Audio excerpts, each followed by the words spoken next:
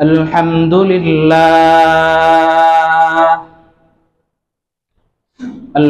لله نحمده ونستعينه ونستغفره ونؤمن به ونتوكل عليه ونعوذ بالله من شرور أنفسنا ومن سيئات أعمالنا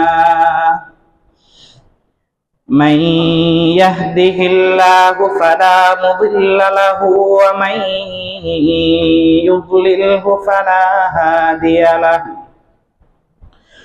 ونشهد أن لا إله إلا الله وحده لا شريك له ونشهد أن محمدا عبده ورسوله الذي أرسل إلى كافة للناس بشيرا ونذيرا وداعيا إلى الله بإذنه وسراجا منيرا.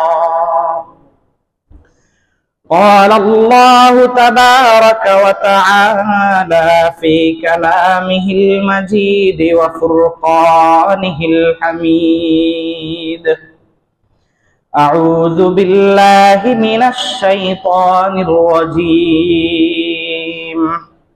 بسم الله الرحمن الرحيم. والذين يكنزون الذهب والفضة ولا ينفقونها في سبيل الله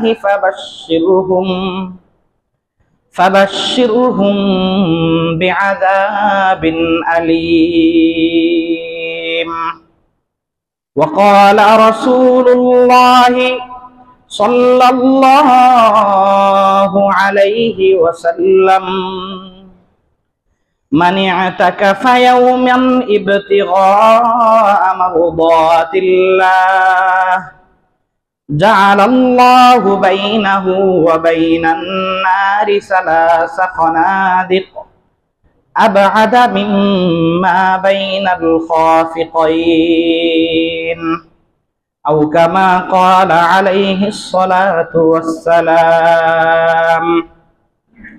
صدق الله مولانا العظيم وصدق رسوله النبي الكريم، ونحن على ذلك لمن الشاهدين والشاكرين، والحمد لله رب العالمين. درود شريف পড়ে সকলে اللهم صل على محمد وعلى آل محمد كما صليت على إبراهيم وعلى آل إبراهيم إنك حميد مجيد. اللهم بارك على محمد وعلى آل محمد كما باركت على إبراهيم وعلى آل إبراهيم إنك حميد مجيد. حبیب خدا اشرف انبیاء کہ عرش مجیدش بود متکا بلغ العلا بکمالہ کشف الدجا بجمالہ حسنت جمیع خصالہ صلوا علیہ وآلہ بلغ العلا بکمالہ کشف الدجا بجمالہ حسنت جمیع خصالہ صلوا علیہ وآلہ بلغ علا بكماله كشف الدجى بجماله حسنت جميع خصاله صلوا عليه وآله صلى الله عليه وسلم صلى الله عليه وسلم صلى الله تعالى عليه وسلم। সম্মানিত উপস্থিত মুসল্লিয়ান আযম, আল্লাহ রাব্বুল আলামিনের দরবারে অসংখ্য অগণিত শুকরিয়া যে আল্লাহ রাব্বুল আলামিন আজকের এই পবিত্র জুমার দিনে রোজা অবস্থায় আল্লাহর ঘরে এসে সর্বাগ্রে হাজিরা দেওয়ার তৌফিক দান করেছেন। এজন্য সকলেই অন্তরের অন্তঃস্থল থেকে শুকরিয়া আদায় করে বলি আলহামদুলিল্লাহ। রমজান মাস ইবাদতের এক মহা বসন্তকাল আমরা অতিক্রম করছি। এই সময়ে বছরের বাকি 11 মাস থেকে একটু ভিন্ন সময় আমরা পার করি। কিসের বিবেচনায়? ইবাদত এর বিবেচনায়। ইবাদত বন্দিগি, আল্লাহর সাথে সম্পর্ক এর মানোন্নয়ন বেশি থেকে বেশি করার জন্য আমরা রমজান মাসকে স্পেশালি আলাদাভাবে গুরুত্ব দিয়ে থাকি। কোরআন হাদিসের বার্তা এবং নির্দেশনাও আমাদের প্রতি একই রকম। আমরা মৌলিকভাবে দুনিয়াতে চলতে যেই কয়টা জিনিসের দরকার হয়, আমার অস্তিত্ব এবং দুনিয়ায় আমার টিকে থাকা অনেক কিছুর উপর নির্ভরশীল। মৌলিকভাবে যদি কথাগুলো বলি তাহলে 3টা প্রকার অনেকগুলো করা যায় এক একটা এক এক বিবেচনায়, কিন্তু মৌলিক বিবেচনায় 3টা প্রকার। এক, আমার অস্তিত্বের জন্য আমার রূহ, আত্মা এর অস্তিত্ব দরকার। একটা মানুষের রূহ এবং আত্মা যদি না থাকে তাহলে ওই মানুষটাকে লাশ বলে, ওটার কোনো দাম নাই। আমি যখন মারা যাব তখন এই যে আমার হাত, বলে এটা কার হাত? বলে এটা হুজুরের হাত। তো হুজুর কোথায়? এটা হুজুরের মাথা, এটা হুজুরের বডি। হুজুর কি জিনিস? আত্মা চলে গেছে। আত্মাটা হচ্ছে আমাদের মূল। দ্বিতীয় আরেকটি বিষয় হচ্ছে শরীর, আমাদের যে বডি স্ট্রাকচার, যেটা এই শরীরটাও দরকার দুনিয়াতে চলতে। কারণ কিয়ামত পর্যন্ত পৃথিবীতে যত মানুষ আসবে সকলের আত্মা আল্লাহ পাক রূহে আযলে তৈরি করে রেখেছেন, কিন্তু সেই মানুষটা অস্তিত্বে না আসার কারণে আমরা কি তাকে মানুষ বলে সম্বোধন করছি? তার মানে আত্মা যেমন জরুরি, আত্মার জন্য শরীরটাও জরুরি। 2, 3 নম্বর, রূহ, আত্মা এবং শরীরের সমন্বয়। এই যে মানুষ, এই মানুষ পৃথিবীতে চলতে অনেক কিছুর দরকার হয়। এক কথায় যদি বলি, অর্থ, টাকা পয়সার দরকার হয়। কিসের দরকার হয়? বলবেন যে থাকার জন্য জায়গার দরকার হয়, তো সেই জায়গা ব্যবস্থা করতে তো টাকা লাগে। বেঁচে থাকতে খাবারের দরকার হয়, সেই খাবার ব্যবস্থা করতে টাকা লাগে। তাহলে এক কথায় কি দরকার হয়? টাকার দরকার হয়। আল্লাহ পাক দুনিয়াতে আমাকে আপনাকে সৃষ্টি করে এই 3টা জিনিসেরই ইবাদত দিয়েছেন। খেয়াল করি, এই 3টা জিনিসেরই কি? 1 নম্বর ইবাদত, রূহের ইবাদত যদি বলি, রূহের ইবাদত হচ্ছে আত্মা সংক্রান্ত যে সকল ইবাদত। হিংসা বিদ্বেষ রাখা যাবে না অপরের প্রতি, ভালোবাসা রাখতে হবে। এটা কি মানুষ আত্মা দিয়ে করে না বডি দিয়ে করে? ভালোবাসে, হাত দিয়ে ভালোবাসে না। ভালোবাসার মূল জায়গা কোনটা? আত্মা। আত্মা সংক্রান্ত কিছু ইবাদত। আল্লাহ পাকের শুকরিয়া আদায় করা, আল্লাহ পাক বিপদে ফেললে আল্লাহর মহাব্বতের দিকে তাকিয়ে ধৈর্য ধারণ করা, আল্লাহর প্রতি কৃতজ্ঞ হওয়া, এগুলি কিসের কাজ? আত্মার কাজ। আত্মার একটা ইবাদত। কিছু ইবাদত মানুষের আছে যেগুলি শরীরের সাথে সম্পর্কযুক্ত। কিসের সাথে? শরীর কেন্দ্রিক। যেমন নামাজ। নামাজ পড়তে আমাদের কি করতে হয়? শরীর ব্যবহার করতে হয়, দাঁড়াতে হয়, রুকুতে যেতে হয়, সিজদায় যেতে হয়, বৈঠক করতে হয়। হজে যাওয়ার জন্য শরীর ব্যবহার করতে হয়। কোনো সময় যদি প্রয়োজন আসে ইসলামের স্বার্থে, যদি কুফফারদের সাথে লড়াই করতে হয়, সেখানে কি শরীর ব্যবহার হয়। তাহলে ইবাদতের দ্বিতীয় আরেকটা ক্যাটাগরি হচ্ছে শরীর, শরীর ব্যবহার। একটা আত্মার ব্যবহার, দ্বিতীয়টা শরীর ব্যবহার। 3 নম্বর মানুষের জন্য সবচাইতে জরুরি, এক কথায় যেটা বলেছিলাম, সেটা হচ্ছে অর্থনীতি, টাকা পয়সার দরকার। এই টাকারও ইবাদত আল্লাহ রাব্বুল আলামিন দিয়েছেন আমাদেরকে। সম্পদেরও ইবাদত আছে, সম্পদের কি আছে? ইবাদত আছে। আজকের জুমায় রমজান মাস যেহেতু ধাপে ধাপে সবগুলি ইবাদতের মৌলিক আলোচনাগুলি ইতিপূর্বে হয়েছে, সামনেও হবে। সম্পদ সংক্রান্ত ইবাদত বিষয়ে সংক্ষিপ্ত কিছু কথা আপনাদের সামনে আরজ করার চেষ্টা করব ইনশাআল্লাহ। ওয়া মা তাওফীকি ইল্লা বিল্লাহ। পৃথিবীতে সমাজ যদি সুষ্ঠুভাবে পরিচালিত হতে হয় তাহলে অর্থনীতি অনুসরণের কোনো বিকল্প নেই। থিওরিক্যাল, প্র্যাকটিক্যাল তো সবাই এর সম্মুখীন, আর যারা পুঁথিগত বিদ্যায় পড়াশোনা করে তারা হাতে কলমে সবটা বুঝে, বাকি বাস্তবতা একই। এই পৃথিবীতে অর্থ ব্যবস্থা কি হবে, পৃথিবীটা কিভাবে টিকে থাকবে, এই অর্থ ব্যবস্থার জন্য পৃথিবীতে যুগে যুগে বিভিন্ন মতবাদ তৈরি হয়েছে। তদ্রূপ ইসলামও আল্লাহ প্রদত্ত একটা মতবাদ। ইসলাম আল্লাহ প্রদত্ত একটি জীবন ব্যবস্থা, একটি পূর্ণাঙ্গ জীবন ব্যবস্থা, যেই জীবন ব্যবস্থার মধ্যে মানুষের জন্মের আগের থেকে নিয়ে মৃত্যুর পরবর্তী জান্নাত পর্যন্ত পৌঁছা পর্যন্ত, এবং মানুষের ব্যক্তি জীবন, ঘরের জীবন থেকে শুরু করে রাষ্ট্র এবং আন্তর্জাতিক বিশ্ব পরিচালনা পর্যন্ত প্রত্যেকটা ক্ষেত্রে যুগোপযোগী, সময় উপযোগী, কিয়ামত পর্যন্ত সর্বব্যাপী, সব সময়ের জন্য কল্যাণকর একমাত্র সমাধান আল্লাহ প্রদত্ত মনোনীত একমাত্র ইসলাম। এটা আমাদের ঈমান। এটা আমাদের কি? ঈমান।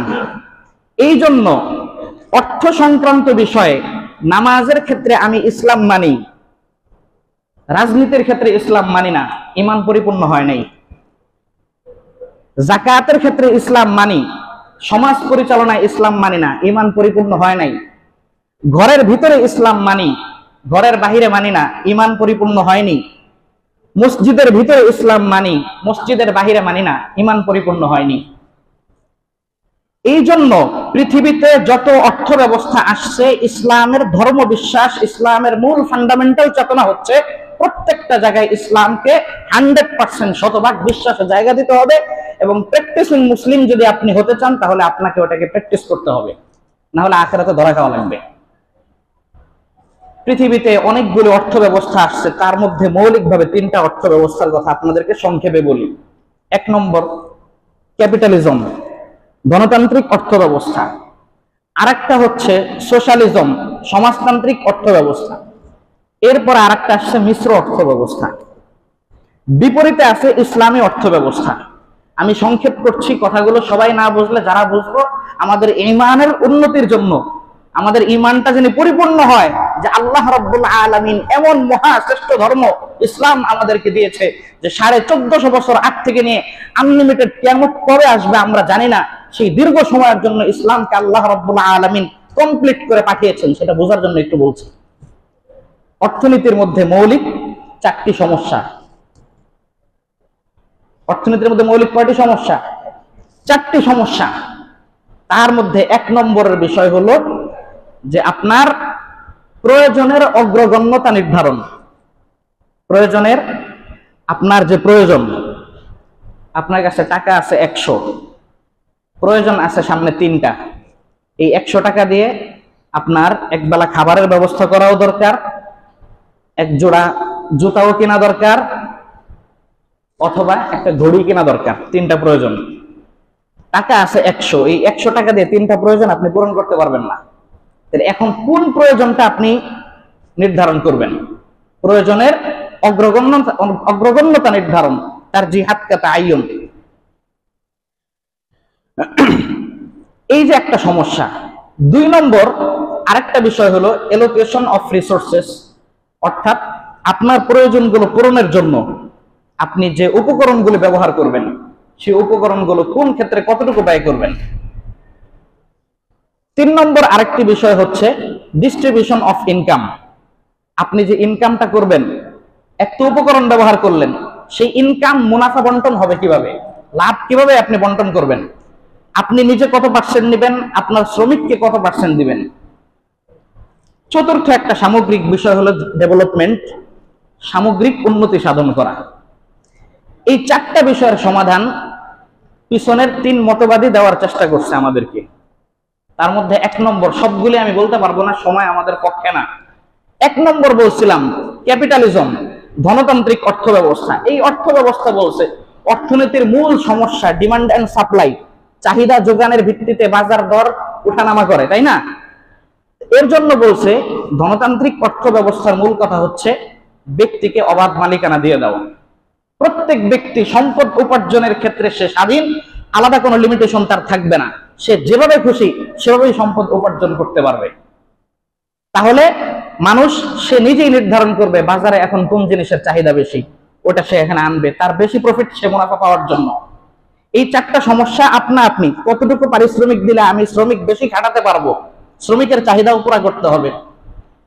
এই চার সমস্যার সমাধানের মূল কথা তারা বলছে ব্যক্তিকে অবাধ মালিকানার সুযোগ দিয়ে দাও, আলাদা কোনো তাকে লিমিটেশন দেওয়া হয়নি। বাহ্যিকভাবে শুনতে তো বড় সুন্দর লাগছে, কিন্তু দেখেন একটা জায়গায় বড় সমস্যা হয়ে গেছে। এই একজন ব্যক্তিকে যখন কোন ধরনের লিমিটেশন না দিয়ে যখন তাকে অবাধ ব্যক্তি মালিকানার সুযোগ দেওয়া হলো, এবার এই ব্যক্তি কিন্তু স্বাধীন। এবার যদি সে দুর্নীতি করে, আঙ্গুল ফুলে যদি কলা গাছ হয়, কেউ কিচ্ছু তাকে বলতে পারবে না। শ্রমিকের উপর যদি জুলুম করে, ঠিক মতো বেতন নাও দেয়, শ্রমিক প্রতিবাদ করতে পারবে না, কারণ প্রতিবাদ যার কাছে করবে, যেই আইনের কাছে, সেই আইনের উপরে এই অর্থনীতিবিদ বসে আছে। পুঁজিপতিরা, দুনিয়ায় টাকা হচ্ছে সবচেয়ে বড় পাওয়ার। এই জন্য বাহ্যিকভাবে মনে হয়েছে যে চারটা সমস্যার সমাধান ধনতান্ত্রিক ক্যাপিটালিজম অর্থ ব্যবস্থায় দেওয়া হবে, কিন্তু বাহ্যিকভাবে দেখা গেছে যে বহু অন্যায়ের দ্বার খুলে দেওয়া হয়েছে এর মধ্যে। এর প্রতিবাদ হিসাবে এগেইনস্টে আসছে হচ্ছে সমাজতান্ত্রিক অর্থ ব্যবস্থা, সোশ্যালিজম। ওনারা এসে বললেন যে ঠিক আছে, ব্যক্তি মালিকানা অবাধ দেওয়ার কারণে যেহেতু ঝামেলার সৃষ্টি হয়েছে, ব্যক্তি মালিকানা থাকবে না, সমস্ত সম্পদের মালিকানা রাষ্ট্রের পক্ষে চলে যাবে। রাষ্ট্র নির্ধারণ করবে, আর রাষ্ট্রের অধীনস্থ যত প্রজা কর্মচারী আছে সকলে রাষ্ট্রের চাকরি করবে, আর বেতন রাষ্ট্র কর্তৃক নির্ধারিত হবে। সুন্দর কথা, আমি আপনি সকলে কাজ করব, রাষ্ট্র শুধু বেতন দিবে, ভালো তো, বাহ্যিকভাবে তো কোনো সমস্যা নেই। সমস্যা সৃষ্টি হয়েছে আরেক জায়গায়, এতে সম্পদের উন্নতি বৃদ্ধি করা এই রাস্তাটা বন্ধ হয়ে গেছে। কারণ আমার ডিউটি, আমার চাকরি, আমি যাই করি, রাষ্ট্র আমাকে বলছে দৈনিক 12 ঘন্টা কাজ করলে, এই 12 ঘন্টা কাজ করলেও আমি 20,000 টাকা বেতন পাবো, কাজের মধ্যে ফাঁকি দিলেও আমি 20,000 টাকা বেতন পাবো। আচ্ছা, ফাঁকি যদি না দিই, রাষ্ট্র যদি আমাকে তদারকি করে, ফাঁকি দিলাম না, কিন্তু এই 20,000-এর বেশি তো আমি আর কোনোভাবে পাচ্ছি না। তার মানে অতিরিক্ত কাজ করার যে একটা এনার্জি, অতিরিক্ত কাজ করার যে একটা তাকে সামনে আগ্রহ সৃষ্টি করা, এই জিনিসটা এই অর্থ ব্যবস্থার মধ্যে মারাত্মকভাবে ব্যাহত হয়েছে। ফলে মানুষ কর্মোদ্যম আর হয় নাই। নতুন নতুন শিল্প তারা সৃষ্টি করবে, নতুন নতুন বিষয় তারা অর্থনৈতিক বিষয় সমাধান উম্মতের সামনে পেশ করবে, এই জিনিসটা হয়নি। এরপরে আসছে মিশ্র অর্থ ব্যবস্থা। এখানে কিছু লিমিটেশন দিয়ে বড় বড় কোম্পানি, এই সমস্ত জায়গা তারা কিছু সরকারি কি করছে, নীতিমালা নির্ধারণ করে দিচ্ছে। এবার আসেন ইসলাম কি বলে। ইসলাম শুরুতেই বলছে যে বান্দা, তোমাকে সব ধরনের ইবাদত দিছি, আত্মার ইবাদত দিছি, শরীরের ইবাদত দিছি, অর্থনৈতিক ইবাদতও দিছি। অর্থনীতির ইবাদত হচ্ছে এই পৃথিবীতে যত সম্পদ আমি দেখি, যত সম্পদ দেখি সবকিছু কি আল্লাহ প্রদত্ত। কি প্রদত্ত? এই অসীম সম্পদ আল্লাহ রাব্বুল আলামিন দিয়ে রেখেছেন। এই সম্পদটা পৃথিবীর মধ্যে ঘূর্ণয়নশীল, ঘোরাঘুরি করে। যে যত মেহনত করবে তার কাছে সেই সম্পদ জমা হবে। সকাল থেকে সন্ধ্যা পর্যন্ত চাকরি করে আমি 500 টাকা ইনকাম করছি, বিকেলবেলা দোকানে গিয়ে আবার 300 টাকা আমার শেষ করে আসতে হচ্ছে বাজার করার জন্য। সারাদিন কষ্ট করে কামালাম, 500 অর্জন করলাম, বিকেলে আবার দিয়ে আসলাম আরেকজনের কাছে কত, 300, তাই না? এই 300 ওয়ালা আবার রাতের অন্ধকারে দেখবেন কি তার কোনো একটা প্রয়োজনে আবার আরেকজনকে দিয়ে দেবে 200। পরের দিন সকালে আরেকজন 1000 কামায় ফেলবে। যার যার পরিশ্রমের মাত্রা অনুযায়ী মানুষ সম্পদ নেয়, নিজের প্রয়োজন শেষ করতে গিয়ে ওই সম্পদটাকে আবার কি করে দেয়, ব্যয় করে দেয়। কিন্তু সম্পদ উপার্জনের পরিমাণ কোনো নির্ধারিত নাই। যে যত মেহনত করবে, পৃথিবীতে সম্পদের অভাব আছে? কথা বলেন, পৃথিবীতে সম্পদের কোনো অভাব আছে? আপনি মাথা খাটিয়ে যে কোনো জিনিসকে সম্পদে পরিণত করতে পারেন। এই যে ময়লা, এগুলো জাতীয় সম্পদ আমাদের। বিশাল পাহাড় বানাচ্ছে সেই বলিয়ারপুর সাভারের আগে দিয়ে একটা অঞ্চল, বিশাল পাহাড়, যত ডাস্টবিনের ময়লা, গান্দা, পচা, দুর্গন্ধযুক্ত যত জিনিস আছে সব পাহাড় বানিয়ে সেটা বিদেশ থেকে নাকি এখন ওখানে গ্যাস বানানোর প্রকল্প তৈরি হচ্ছে। তো এই অসীম সম্পদ, আপনি যত মেহনত করবেন ততই জমা করতে পারবেন। এই জমা করতে গিয়ে তাহলে পৃথিবীর সম্পদের তো একটা নির্ধারণ আছে। যখন আপনি সমস্ত সম্পদগুলিকে নিজে জমা করে নিলেন, তখনই সমাজের ভারসাম্যতা নষ্ট হবে এবং কিছু মানুষ খাবে আর কিছু মানুষ না খেয়ে মারা যাবে। এই জন্য আল্লাহ রাব্বুল আলামিন পবিত্র কোরআনের মধ্যে বলেন, মা আফা আল্লাহু আলা রাসূলিহি মিন আহলিল কুরআ ফালিল্লাহি ওয়ালির রাসূলি ওয়ালিযিল কুরবা ওয়াল ইয়াতামা ওয়াল মাসাকিন ওয়াবনিস সাবিল কাইলা ইয়াকুনা দুলাতাম বাইনাল আগনিয়াই মিনকুম ওয়া মা আতাকুমুর রাসূলু ফাখুযুহু ওয়া মা নাহাকুম আনহু ফান্তাহু।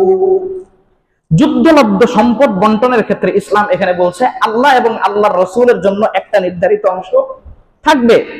এরপর মিন আহলিল কুরআ ফালিল্লাহি ওয়ালির রাসূলি ওয়ালিযিল কুরবা, আত্মীয়দের জন্য থাকবে, ওয়াল ইয়াতামা, এতিমদের জন্য থাকবে, ওয়াল মাসাকিন, মিসকিন দরিদ্রদের জন্য থাকবে। এরপর আল্লাহ উদ্দেশ্য বলছেন কাইলা ইয়াকুনা দুলাতাম বাইনাল আগনিয়াই মিনকুম, সম্পদ উপার্জন যে যত করবা ততই যেহেতু করতে পারবা, এই সুযোগে ধনী দিন দিন শুধু ধনী হতে থাকলা, পৃথিবীর সমস্ত সম্পদগুলোকে তুমি কুক্ষিগত করে ফেললা, এই সুযোগ ইসলামে রাখা হয় নাই। আল্লাহর কোরআনের স্পষ্ট ঘোষণা সূরা হাশরের 7 নম্বর আয়াত, কাইলা ইয়াকুনা দুলাতাম বাইনাল আগনিয়া। আল্লাহ বলছেন দুনিয়ার সমস্ত সম্পদগুলি যিনি তোমাদের নির্দিষ্ট কিছু ব্যক্তিদের মধ্যে কুক্ষিগত না হয়ে যায়, এই জন্য আল্লাহ রাব্বুল আলামিন আলাদা বিধান দিয়েছেন। সংক্ষেপে বুঝেন, এই একটা পাত্র, এটা কি একটা পাত্র, এই পাত্রের এখানে তো মুখটি লাগানো, মুখ নাই, আসমান পর্যন্ত বিশাল লম্বা পাত্র, আনলিমিটেড, এই পাত্রের কোনো শেষ নাই।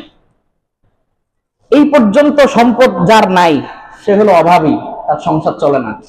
এই পর্যন্ত সম্পদ যার নাই সে কি অভাবী, তার সংসার চলে না। এই পর্যন্ত সম্পদ যার আছে, 4 ভাগের 1 ভাগ সম্পদ যার আছে, তার সংসার চলে, মোটামুটি চলে। এই পর্যন্ত সম্পদ যার আছে তার সংসারও চলে, শৌখিনতাও চলে, ভোগ বিলাস আরাম আয়েশের সাথে কি সে চলতে পারে দুনিয়াতে। আচ্ছা, এর উপরে কি জায়গা শেষ না? জায়গা আসমান পর্যন্ত, আসমান পর্যন্ত না। এখন ধরেন এই যে সম্পদ, এটা বোঝার জন্য আমি বলছি, এখন কোন ব্যক্তি পৃথিবীতে যারা শিক্ষিত হয়েছে অথবা যেই শাস্ত্রে বেশি প্রাজ্ঞ, তারা তো এবার সম্পদ জমা করতেই থাকবে। পৃথিবীর সম্পদের আল্লাহ পাকের তো একটা হিসাব আছে, কি পরিমাণ সম্পদ আল্লাহ তাআলা দিয়েছেন। এই সমস্ত সম্পদগুলো যদি শুধু জমাই করতে থাকে আনলিমিটেড, তাহলে সম্পদ সব শেষ হয়ে গুটি কিছু মানুষের হাতে সম্পদগুলো কি হয়ে যাবে, কুক্ষিগত হয়ে যাবে। এই জন্য ইসলাম বলছে যে সম্পদের ডিব্বা, সম্পদের পাত্র তোমাদেরকে দিলাম, এই পাত্র তুমি ভরতে থাকো, কিন্তু বান্দা আমি আল্লাহ রাব্বুল আলামিন ইসলামী অর্থ ব্যবস্থা তোমাকে এমন ভাবে দিয়েছি, এই অর্থ ব্যবস্থা অনুসরণ করলে তোমার পাত্র কোনোদিনও পরিপূর্ণ ভরতে থাকবে না, আনলিমিটেড ভরবে না। এখানে একটা ছিদ্র আছে। তোমার কষ্ট হয় তো বেশি মেহনত করো, বেশি পড়াশোনা করো, বেশি ডিগ্রি অর্জন করো, ভালো স্যালারি নিয়ে চাকরি করো, তো তোমার সম্পদের লেয়ার এটা না হয়ে এটা হবে, ঠিক আছে, সমস্যা নাই। কিন্তু তাই বলে তুমি অটোমেটিক বাড়তে থাকবা, কোনো লিমিটেশন তোমার থাকবে না, এই সুযোগ নেই। 1 নম্বর বাধাগ্রস্ত আল্লাহ রাব্বুল আলামিন করেছেন আমাদের পদে পদে বিভিন্ন কার্যক্রমের উপর আল্লাহ তাআলা কাফারা নির্ধারণ করে দিয়েছেন। রোজা একটা ভাঙছো ইচ্ছা করে, কাজাও রাখবা, কাফারাও রাখবা 60টা। আর যদি 60টা রাখতে না পারো, তখন তোমার 60 জন মিসকিনকে খাওয়াইতে হবে। এই যে কিছু সম্পদ বের হয়ে গেল, কিছু সম্পদ কি এখান থেকে বের হয়ে গেল। নিজের বিয়ে করেছো, স্ত্রীর ভরণ পোষণের জিম্মাদারি তোমার, এটা ইসলাম প্রদত্ত জিম্মাদারি, সম্পদ কিছু বের হয়ে গেল এখান থেকে। তদ্রুপ একটা বিষয় হচ্ছে এই যাকাত, আর একটা বিষয় কি যাকাত। যত তুমি কামাও আনুপাতিক হারে তোমার সম্পদ এখান থেকে বের হয়ে যাবে। আল্লাহ তাআলা একটা ছিদ্র করে দিয়েছেন, তুমি সারা পৃথিবীর সম্পদ কোনোদিনও একসাথে, সংঘবদ্ধ একটা চক্র পুরো পৃথিবীর সম্পদকে বাজেয়াপ্ত করবা কোনোদিনও সম্ভব না, যদি যাকাত মেনে চলো। এই যে যাকাতের বিষয়টা বললাম, যাকাত ইসলামের মধ্যে, ইসলামের মৌলিক যে 5টা ভিত্তি, এর মধ্যে ভিত্তিমূলক ভিত্তি পর্যায়ের একটা ইবাদত হচ্ছে এই যাকাত। আল্লাহ রাব্বুল আলামিন এই যাকাতের বিধান আমাদেরকে দিয়েছেন। পবিত্র কোরআনের মধ্যে প্রায় 30 বারের মতো যাকাতের কথা উল্লেখ আসছে, এবং অন্য আমলের সাথে অ্যাড করে প্রায় 82 বার, 80 বার, 82 বার করে আল্লাহ রাব্বুল আলামিন যাকাতের কথা কোরআনের মধ্যে বলেছেন। ওয়া আকিমুস সালাহ ওয়া আতুজ যাকাত ওয়ারকাউ মা'আর রাকিঈন। আল্লাহ বলেন বান্দারা নামাজ পড়ো, জাকাত দাও, নামাজ পড়ো, জাকাত দাও, নামাজ পড়ো, জাকাত দাও। যেখানেই নামাজের কথা, অধিকাংশ জায়গায় আল্লাহ রাব্বুল আলামিন সাথে সাথে জাকাতের কথা বলেন। এই যে জাকাতটা আমাদের দিতে হবে, জাকাত কার উপর ওয়াজিব হয়, কার উপর এই জাকাতটা ওয়াজিব হয়, এটা আমাদের বুঝতে হবে। ইসলামের মধ্যে সংক্ষিপ্ত মাসালাগুলি একটু বুঝি। স্বর্ণ অথবা রূপা, স্বর্ণ কারো কাছে কি আছে? স্বর্ণ আছে, অন্য কোনো সম্পদ নাই ধরে নেন। অথবা কারোর কাছে শুধু রূপা আছে, অন্য কোনো সম্পদ নেই। অথবা কারোর কাছে স্বর্ণ রূপা কোনোটাই নেই, শুধু টাকা আছে, অর্থ সম্পদের নেই।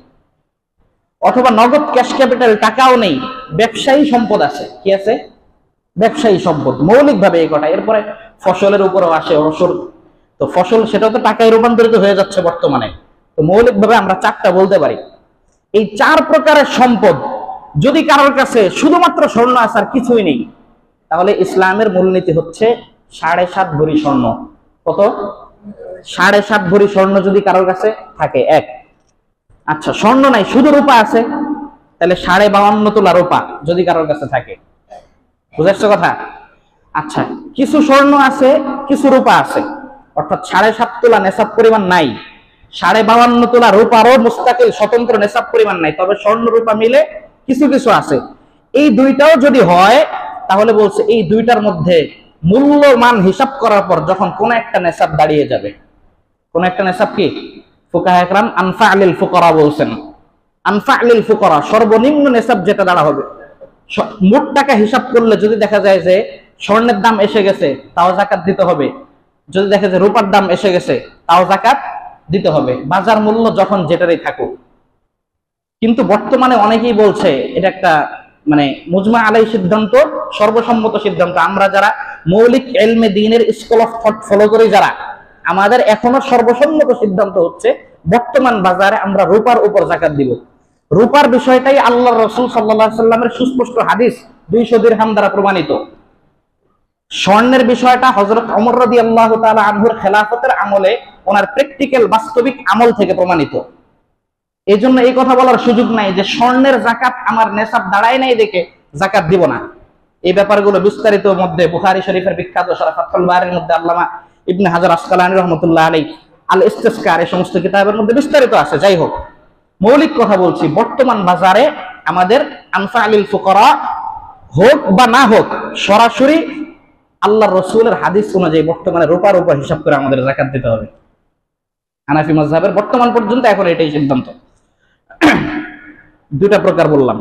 আরেকটা হচ্ছে সম্পদ, টাকা পয়সা আছে, এই টাকাটাও যদি যে কোনো একটা নেশাবের পরিমাণ হয়, স্বর্ণের 7.5 তোলা স্বর্ণের দাম অথবা 52.5 তোলা রূপার দাম, অথবা ব্যবসায়ী সম্পদ, সেটাও যদি কি হয় 7.5 তোলা স্বর্ণের অথবা রূপার দাম, অথবা এই চার প্রকারের সম্পদে কিছু কিছু আছে যেগুলোর সামষ্টিক মূল্য 7.5 তোলা স্বর্ণ অথবা 52.5 তোলা রূপার দাম। রূপার দাম হয়ে গেলে আপনার উপর জাকাত আসবে, আপনি নেশাবের মালিক। রূপার দাম 52.5 তোলা রূপার দাম হলেই কি আপনি নেশাবের মালিক। এবার আসেন, জাকাতটা আসবে কখন? জাকাত আসবে হচ্ছে যখন এই পরিমাণ সম্পদ, কোন পরিমাণ সম্পদ? 7.5 তোলা স্বর্ণ অথবা 52.5 তোলা রূপা পরিমাণ সম্পদ যখন আপনার মৌলিক প্রয়োজনের অতিরিক্ত থাকবে এবং সেই সম্পদের উপর পূর্ণ 1 বছর অতিবাহিত হবে, পূর্ণ 1 বছর যখন অতিবাহিত হবে, তখন সেই সম্পদের উপর কি আসবে? জাকাত আসবে। কতটুক আসবে? প্রতি 40 টাকায় 1 টাকা, শতকরা 2.5%। 40 40 80, 80 টাকায় কত? 2 টাকা। আর 20 থাকে, 20-এ কত? দেখ, আধা টাকা আর কি, হ্যাঁ, 2.5 টাকা। তাহলে 100 টাকায় 2.5 টাকা, এটা হচ্ছে জাকাতের হিসাব দিতে হবে। আচ্ছা, এবার আসেন এই জাকাতটা দিব কাদেরকে? আল্লাহ রাব্বুল আলামিন কোরআনের মধ্যে বলেন, ইন্নামাস সাদাকাতু লিল ফুকারা'i ওয়াল মাসাকিন ওয়াল আমিলিনা আলাইহা ওয়াল মুআল্লাফাতি কুলুবুহুম ওয়া ফির রিকাবি ওয়াল গারিমিনা ওয়া ফি সাবিলিল্লাহি ওয়া ইবনিস সাবিল ফারিদাতাম মিনাল্লাহি ওয়াল্লাহু আলিমুন হাকীম। আল্লাহ বলেন, দুনিয়ার বান্দারা, যাকাত দুনিয়াতে যাদেরকে দিবে, ইন্নামাস সাদাকাতু লিল ফুকারা, 1 নম্বর ফকিরদেরকে। তাদেরকে কোরআনের ভাষা ফুকারা, ফকির, গরিব যারা, তাদেরকে দিতে হবে। ওয়াল মাসাকিন, মিসকিনদেরকে দিতে হবে। সংক্ষিপ্ত পার্থক্য হচ্ছে ফকির মানে যারা স্বাভাবিক অভাবী, টাকা পয়সা তেমন নাই, সামান্য কিছু দিন আনে দিন খায়, আলাদা সে নেশাবের মালিক না, সংক্ষেপে বুঝি। মানে সে এই পরিমাণ সম্পদের মালিক না যে পরিমাণ সম্পদ থাকলে তার নিজের উপরে জাকাত চলে আসে, বছর না ঘুরুক, এর ফকির। আরেকটা হচ্ছে মাসাকিন, যে নিঃস্ব, যার কিছুই নেই। ওয়াল আমিলিনা আলাইহা, এই চ্যাপ্টারের কথা এখন বলছি না, এটা ইসলামী রাষ্ট্রের সাথে সম্পর্কযুক্ত। বাংলাদেশ বর্তমানে সেকুলার রাষ্ট্র, ইসলামী রাষ্ট্র না, এজন্য এখানে এটার প্রয়োগ নাই। ওয়াল আমিলিনা আলাইহা ওয়াল মুআল্লাফাতি কুলুবুহুম, এটার প্রয়োগ এখন নাই। ওয়াফির রিকাব, দাস মুক্তির ক্ষেত্রে গোলামবান্দির প্রথা এখন আর প্রচলিত নাই, এটাও বাদ।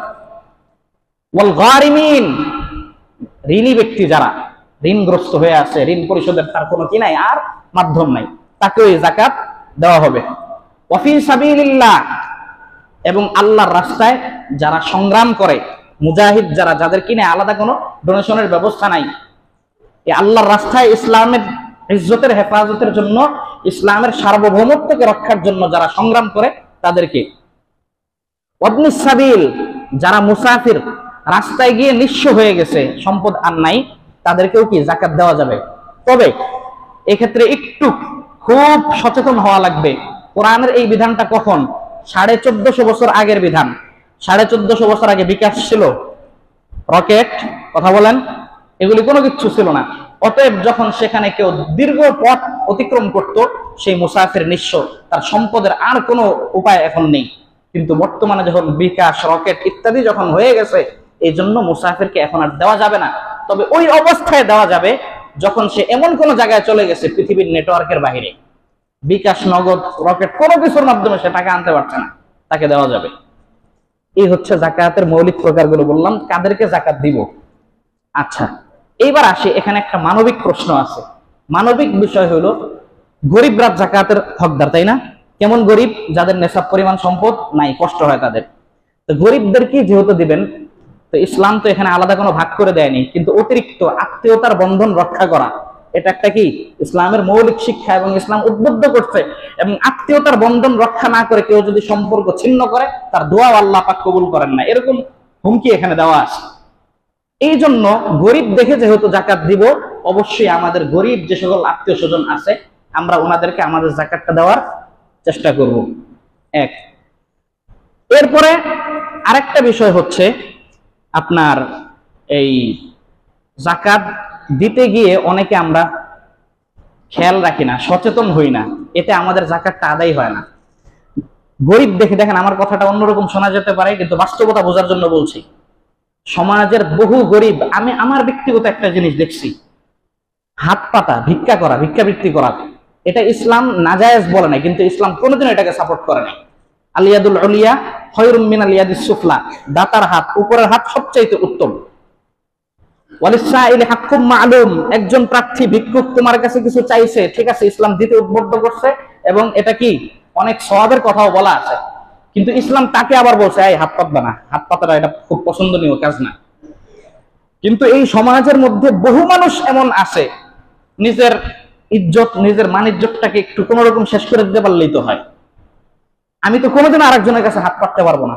কিন্তু যার একবার অভ্যাস হয়ে গেছে, জন্ম থেকে শিখতেছে, নিজের বাবা এই কাজ করে, এখান থেকে শহীদ মিনার পর্যন্ত যদি হাতটা এমনি খালি সামনে দিয়ে হাঁটা শুরু করে, কপাল ভালো থাকবেন, দেখবেন 60-70 টাকা 80 টাকা ইনকাম হয়ে গেছে।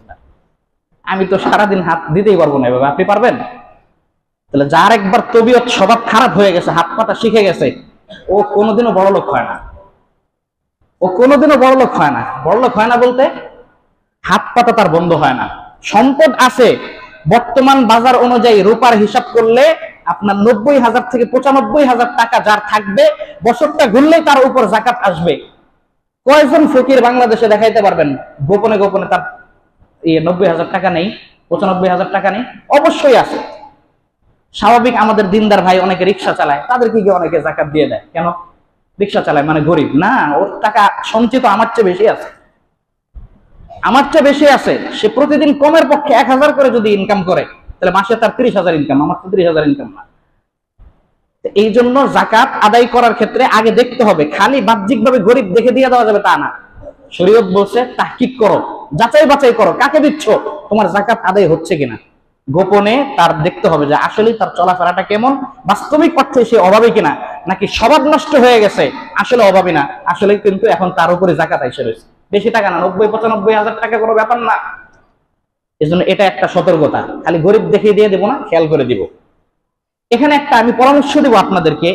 ইসলামের মূল থিম, মূল চিন্তাটা হচ্ছে দারিদ্র বিমোচন। সমাজ থেকে কি দারিদ্র বিমোচন। এই জন্য জাকাত দেওয়ার ক্ষেত্রে আমি, আপনি, আমার বন্ধু বান্ধব, একটা ফ্রেন্ড সার্কেল, আমরা যারা জাকাত দিব সংঘবদ্ধ হতে পারি। সংঘবদ্ধ হয়ে দেখবো যে হ্যাঁ, আমার এলাকায় একটা ভাই আছে, তার চলাফেরা করতে অনেক কষ্ট হয়, বাস্তবতা বুঝি, তখন আমরা সম্মিলিতভাবে আমাদের জাকাতটা উঠে আমরা ওই ভাইকে দিব, তাকে কোন একটা কাজের ব্যবস্থা করে দিব। ও কষ্ট করে, খেতে কাজ করে, ওকে একটা পাওয়ার টিলার কিনে দিই, একটা ভ্যান কিনে দিই, যে যাও ভ্যান চালায় খাও। এবং আমরা তদারকি করবো, আমরা যে জাকাতের টাকা দিলাম এটা নিয়ে কি তুমি হারাই গেলা, না স্বাভাবিকভাবে তুমি তোমার জীবন পরিবর্তনের চেষ্টা করছো, এই কাজটাকে আমরা করব। এটা একটা পরামর্শ আকারে বলে রাখলাম। কিছু আত্মীয়দেরকে জাকাত দেওয়া যাবে না শরীয়তে, কিছু আত্মীয়দেরকে কি জাকাত দেওয়া যাবে না। তার মধ্যে মৌলিকভাবে 4টা কথা মনে রাখি। আমার অধস্তন, ঊর্ধ্বতন, অধস্তন যত পুরুষ আছে, অর্থাৎ আমার উপরে, আমি আমার বাবাকে জাকাত দিতে পারবো না, আমার বাবার উপর আমার দাদা জাকাত দিতে পারবো না, দাদার আব্বা, তার আব্বা, তার আব্বা, উপরে জাকাত দেওয়া যাবে না। আত্মীয়তার উপরে কি জাকাত দেওয়া যাবে না। তদ্রুপ নিচেও জাকাত দেওয়া যাবে না। আমি আমার সন্তানকে জাকাত দিতে পারবো না, আমার নাতিকে জাকাত দিতে পারবো না, আমার পুতিকে জাকাত দিতে পারবো না। নিম্ন স্তর পর্যন্ত যত যাবে, হায়াতে যতদিন থাকে জাকাত দেওয়া যাবে না। আরেকটা হচ্ছে স্বামী স্ত্রীকে জাকাত দিতে পারবে না, স্ত্রী স্বামীকে জাকাত দিতে পারবে না। আরেকটা বিষয় হচ্ছে এই রমজান মাস, জাকাতের হুকুমটা কিন্তু সরাসরি রমজানের সাথে সম্পৃক্ত না, কিন্তু তারপরেও রমজানে এটা বলা হচ্ছে, যেহেতু রমজানে এক একটা ইবাদত কি অন্যান্য সময় 70 গুণ বেড়ে যায় না, এই জন্য এই কাজটা যখন আমরা রমজানে করি, তাহলে একটা আমাদের জাকাতের ফরজ আদায় হইল, পাশাপাশি সওয়াবটাও বেশি হইল। আমাদের যে সকল বেসরকারি দ্বীনি প্রতিষ্ঠানগুলো আছে, দেখেন এই যে মাদ্রাসাগুলো যে পরিচালিত হয়, এগুলি পরিচালনার দায়িত্ব কিন্তু ইসলামী সরকারের। যেহেতু ওই ব্যবস্থা আমাদের নাই, এজন্য ইলমে দ্বীনের হেফাজতের জন্য জাকাতের একটা গ্রহণযোগ্য একটা অংশ আপনি আপনার আত্মীয়দেরকে আগে দিবেন। ঠিক আছে, জাকাতের একটা গ্রহণযোগ্য অংশ ওই সকল ছাত্রদের জন্য যেখানে এতিমখানা আছে অথবা লিল্লা বোর্ডিং আছে এবং বাস্তবিকভাবে বিশ্বস্ততার সাথে সেই জাকাতের অর্থটা ব্যয় করা হয়, এরকম প্রতিষ্ঠানে যদি দেন, আপনি সাথে সাথে 2টা সওয়াব পাইলেন। 1 নম্বর জাকাত আদায়ের সওয়াব পাইলেন, 2 নম্বর অতিরিক্ত দ্বীনের কাজে, ইলমে দ্বীনের কাজে সহযোগিতার সওয়াব পাইলেন, দ্বীনের কাজে সহযোগিতার সওয়াব পাইলেন। তবে এই ক্ষেত্রে আমি অনুরোধ করব, আপনারা সকলেই আমার মহাব্বতের অত্যন্ত শ্রদ্ধাভাজন ব্যক্তি, আশা করি আমার অডিয়েন্সের মধ্যে এমন কেউ এখানে নাই, তারপরেও কিছু কিছু জায়গায় এরকম কিছু লোক থাকে, এগুলি আমরা বুঝি। দেখেন মাদ্রাসা চালাইতে কষ্ট হয়, আমার নিজেরও ছোটখাটো একটা মাদ্রাসা আছে, গবেষণামূলক প্রতিষ্ঠান, এই জন্য আমি বেশি ভুক্তভোগী, কিন্তু তারপরেও আমি জীবনের শুরু থেকে এই শক্ত অবস্থানে আছি যে জাকাত আল্লাহর দ্বীনকে আল্লাহ তাআলা অপমান করে চালাইতে বলেন নাই, এত জিম্মাদারি আল্লাহ আমাদেরকে দেন নাই। এই জন্য আমরা যারা মাদ্রাসার জন্য অথবা মসজিদের জন্য অথবা যে কোনো দ্বীনি কাজের জন্য কোনো ফান্ড কালেকশন করব, এমন কোন ব্যক্তি থেকে আমরা ফান্ড নিব না যারা 1 টাকা দিয়ে 10 টাকার খোটা দেয়। যারা 1 টাকা দিয়ে 10 টাকার খোটা দেয়, এমন কারো থেকে আমরা কেউ নিব না। আর এই মানসিকতা যদি কেউ থাকে, আমি বিনয়ের সাথে বলছি, আপনি আপনার এই মনের চিকিৎসা করান, এটা ভালো অভ্যাস না। আল্লাহর কোরআনের স্পষ্ট নির্দেশনা, ইয়া আইয়ুহাল্লাযীনা আমানু লা তুবতিলু সাদাকাতিকুম বিল মান্নি ওয়াল আযা, তোমরা তোমাদের দানগুলোকে খোটা দিয়ে আজে বাজে কথা বলে শেষ করে দিও।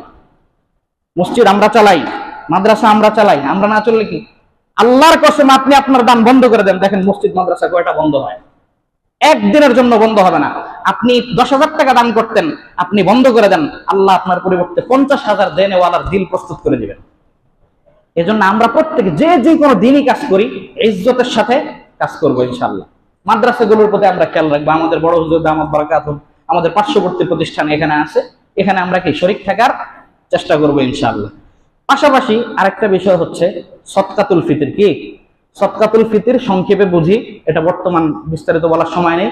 ইসলামিক ফাউন্ডেশন থেকে যেটা ঘোষণা করছে নির্ভরযোগ্য সতর্কতামূলক, সর্বনিম্ন কত 110 টাকা, কত 110 টাকা, সর্বোচ্চ 2805 টাকা। এটা ঈদের দিন, ঈদের জামাতে আসার আগে আমরা প্রত্যেকে পরিশোধ করে দিব। কার উপর সদকা ফিতর আসে? যার জাকাত পরিমাণ সম্পদ আছে, জাকাতের নেশাব পরিমাণ কি সম্পদ যার আছে। কিন্তু এখানে বছর ঘোরা লাগবে না, জাকাতের ক্ষেত্রে কিন্তু কি করতে হয়, বছরটা ঘুরতে হয়, এখানে বছর ঘোরার দরকার নেই। এই পরিমাণ সম্পদ এই 90-95 হাজার টাকার মতো যার আছে, সদকাতুল ফিতর আপনি দিবেন, এবং আপনার অপ্রাপ্ত বয়স্ক ছোট সন্তান যার কি নাই, সম্পদ নাই, তার পক্ষ থেকেও দিবেন। যদি ছোট সন্তান কিন্তু তার অনেক সম্পদ, তার নামে একজন একটা কি লিখে দিছে, ব্যবসায়ী বিশাল বড় প্রতিষ্ঠান লিখে দিছে, তাহলে ওর পক্ষ থেকে দেওয়া জরুরি না, ঠিক আছে? আর প্রাপ্তবয়স্ক সন্তান হলে তার উপর যদি আসে সেও দিবে। একান্নভুক্ত ফ্যামিলি হলে আপনার প্রাপ্তবয়স্ক সন্তানদের থেকেও কি আপনি দিয়ে দিতে পারেন। এই মাসালাটা আমরা মনে রাখবো। ঈদের নামাজের জামাতের আগেই আমরা ইনশাআল্লাহ এটা পরিশোধ করে ফেলার চেষ্টা করব। আরেকটা বিষয় হচ্ছে, ব্যাংকে অনেকে টাকা রাখেন, ব্যাংকের সুদের উপর জাকাত আসে কিনা অনেকে, সুদ তো এটা সরাসরি হারাম, এর প্রশ্ন কিসের আবার? কোনো ধরনের প্রশ্ন নাই, সুদ জিনিসটাই হারাম, ওর উপর জাকাতের প্রশ্নই আসে না। আপনার ওই ইনকামটাই তো শরীয়তে ওই মানে সাপোর্ট করে না এটা। 2 নম্বর, ব্যবসায়ী পণ্যে যে জাকাত আসে এটা তো শুরুতে বললাম। এরপরে আমরা যারা বিভিন্ন সংস্থা বা প্রতিষ্ঠানে চাকরি করি, এখানে বিভিন্ন সিস্টেম চালু থাকে, তহবিল সিস্টেম, প্রভিডেন্ট ফান্ড থাকে। কি থাকে? প্রভিডেন্ট ফান্ড 2 প্রকার। একটা হচ্ছে আপনার বাধ্যতামূলক, যেখানে জোরপূর্বক আপনার থেকে কিছু টাকা কেটে রাখা হয় এবং এটা চাকরি জীবন শেষে দেওয়া হয়। প্রভিডেন্ট ফান্ড যদি জাবরি হয়, জোরপূর্বক আপনার থেকে বেতন থেকে টাকা রেখে কাটা হয়, আপনার সম্মতি নাই, এটা প্রতিষ্ঠানের রুলস। তাহলে প্রভিডেন্ট ফান্ডের ক্ষেত্রে মূলনীতি হচ্ছে, যখন আপনার চাকরি শেষে প্রভিডেন্ট ফান্ডের টাকা আপনি হাতে পাবেন, তখন ওই টাকা যদি নেশাব পরিমাণ হয় বছর ঘুরে, তাহলে আপনি জাকাত দিবেন। এক প্রকার। প্রভিডেন্ট ফান্ডের আরেকটা প্রকার আছে, যেটা হচ্ছে ইখতিয়ারি। যেটা কি? ইখতিয়ারি, জোরপূর্বক না, আপনি স্বেচ্ছায় টাকা রাখতে পারেন, নাও রাখতে পারেন, এবং যখন তখন আপনি টাকা তুলতে পারেন। এই সুরত যদি হয়, তাহলে এটাকেও জাকাতের মধ্যে এখনই হিসাব করতে হবে। এখনই কি করতে হবে? এটা হিসাব।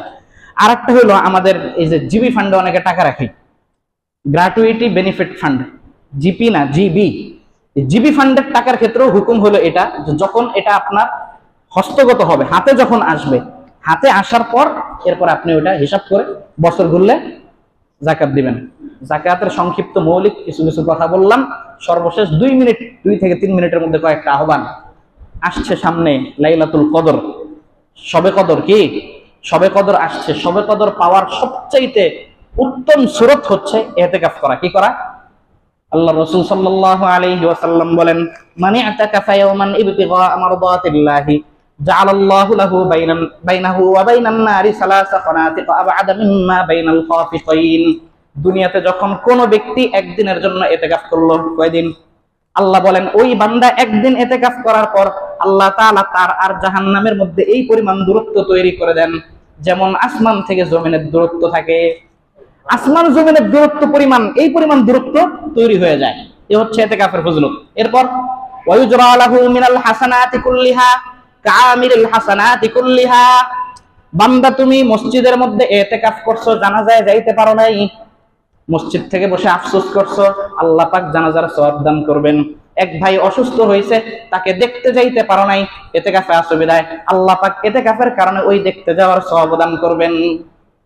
এই জন্য ইতিকাফে বসলে যত অন্য ভালো কাজ করতে না পারি সেগুলো কি আল্লাহ তাআলা সওয়াব দান করে দেন। এই জন্য আগামী 20 রমজান শুক্রবার সন্ধ্যার আগে, ইফতারের সময় হওয়ার আগে যারা ইতিকাফে বসতে ইচ্ছুক, আমরা মসজিদে চলে আসবো। ইতিকাফ সুন্নতে মুআক্কাদা আলাল কিফায়া। পুরা সমাজের কেউ যদি না বসে, পুরা সমাজ গুনাহগার হবে। আর কিছু মানুষ যদি বসে যায়, ইতিকাফের কি বারিউজ জিম্মা, দায়মুক্ত হয়ে যাব ইনশাআল্লাহ। এই জন্য সওয়াবের নিয়তে আমরা বসবো, প্রস্তুতি নিয়ে। কি প্রস্তুতি? হ্যাঁ, 20 রমজানের আগে ভালো ভালো ধামাকা অফার দেখে মোবাইলে ইন্টারনেট ভরে এরপরে মসজিদে ঢুকতে হবে নাকি? অথবা আশপাশের বাড়ি থেকে ওয়াইফাই কানেকশন নিয়ে, কারণ পুরোটা সময় স্ক্রল করে আমার চালাতে হবে না, এরকম প্রস্তুতি না, একেবারে আল্লাহর জন্য হাজির হয়ে যাবো ইনশাআল্লাহ। আচ্ছা, এরপরে বিদ্যুৎ বিভাগ থেকে একটা ঘোষণা গত জুমাও ছিল, এই জুমাও বলছি। ঘোষণাটা হচ্ছে আমরা বিদ্যুতের ক্ষেত্রে একটু মিতব্যয়ী হবো ইনশাআল্লাহ। এসি 25 ডিগ্রির উপরে আমরা নিচে যাব না ইনশাআল্লাহ। আর এখান থেকে বারবার পরামর্শ দেওয়া হচ্ছে এনার্জি বাল্ব, হ্যাঁ, চার্জিং সিস্টেমের যে সমস্ত ফ্যান লাইট আছে, এগুলো যদি কিছুটা ব্যবহার করতে পারি, দিনের বেলা একান্ত লাইট প্রয়োজন না হলে ব্যবহার না করে, এটা আমাদের রাষ্ট্রীয় জাতীয় সম্পদ। ঠিক আছে? এই ইতিকাফের ব্যাপারে আমরা কি থাকবো? একটা ঘোষণা থাকলো। আর একটা হচ্ছে বিদ্যুৎ বিভাগের ঘোষণা। সর্বশেষ একটা ঘোষণা হচ্ছে, আগামী শুক্রবার যে এরপরে শুক্রবার আসার আগেই তারাবির খতম শেষ হয়ে যাবে। আপনাদের মসজিদের নিয়ম আছে, আমাকে কর্তৃপক্ষ থেকে বলা হয়েছে যে আগামী শুক্রবারে আপনাদের এখানে একটা কালেকশন হয়। কালেকশনের একটা বড় অংশ মসজিদ সংশ্লিষ্ট যারা হযরত স্টাফ থাকেন ওনাদের জন্য আপনারা ব্যবস্থা করেন।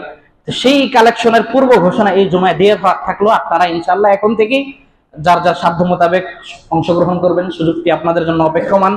বিশেষ করে আগামী জুমায় আমাদের বড় হুজুর দামাত বরকাতুহু থাকবেন, হুজুর পরিচালনা করবেন। আমরা একটা প্রস্তুতি ইনশাআল্লাহ নিয়ে আসব। সর্বশেষ এই সমাজটা, আমরা এই মুসলিম সমাজের মধ্যে বসবাস করতেছি, এই সমাজটা ঘুণে ধরা পচে গেছে সমাজ। রমজান মাস চলতেছে, বিশ্ব দরবারে মুসলমানদের মাথা উঁচু করে দাঁড়ানোর কথা ছিল, কিন্তু এই সমাজের মধ্যে আমাদের কি হচ্ছে? চুরি, রাজধানী, ছিনতাই যেই পরিমাণ সমাজের মধ্যে বেড়ে গেছে, সকলে সতর্ক থাকার চেষ্টা করব। আমরা দায়িত্বশীল মহল যারা যে যতটুকু সম্পৃক্ত, আমি আপনি সমাজের একজন গুরুত্বপূর্ণ অংশ হিসাবে আমার জায়গা থেকে সতর্ক হই, আমার পরিবারকে আমি নিয়ন্ত্রণ করি, আমার আত্মীয়দেরকে আমি নিয়ন্ত্রণ করি। এই সমাজের এই বাজে চেহারা যেন এই রমজান মাসে এরকম দৃশ্য আমাদের দেখতে হচ্ছে।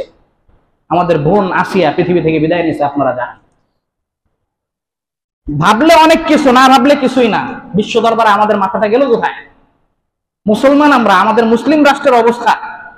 এই জন্য আমরা এখনো বলি, আপনারা যারা দায়িত্বে আছেন অবশ্যই দায়িত্বে থাকেন। আপনারা আপনাদের কোন একটা সুনির্দিষ্ট ফর্মে সংস্কার করছেন, কিন্তু অন্তত বিচার বিভাগটাকে তাৎক্ষণিক প্রক্রিয়াশীল করে সিদ্ধান্ত নেওয়ার চেষ্টা করেন।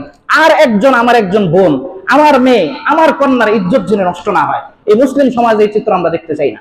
আল্লাহ রাব্বুল আলামিন আমাদের প্রত্যেককে আমল করার তৌফিক দান করুন। হওয়ার উচিত ছিল আসিয়ার লাশ কবরে যাওয়ার আগে, যে তার ইত্তিজার, তার লাশ আগে কবরে যাওয়া দরকার ছিল।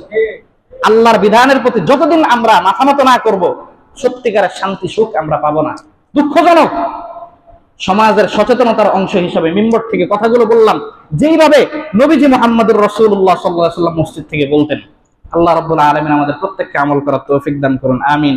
ওয়া আখিরু দাওয়ানা আলহামদুলিল্লাহি রাব্বিল আলামিন। যারা ক্বাবলাল জুমা 4 রাকাত সুন্নাত পড়েনি, সুন্নাত আদায় করে নিন।